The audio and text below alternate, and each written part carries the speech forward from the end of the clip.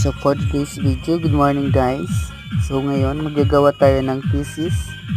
So napakahirap talaga ng buhay. So third year college po ako ngayon at gumagawa kami ng thesis. So ang kahirapan ko po ngayon is wala pa akong laptop. So ngayon, encode lang muna sa cellphone. So para sa pangarap, gagawin ng lahat para matapos ng pag-aaral. So sana naman kung sino naman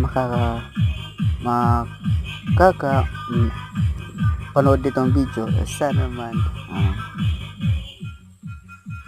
ako ng Diyos mag-sponsor kayo ng laptop. Ay grabe, power.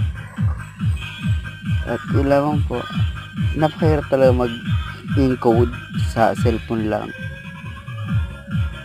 So maraming salamat po at good morning.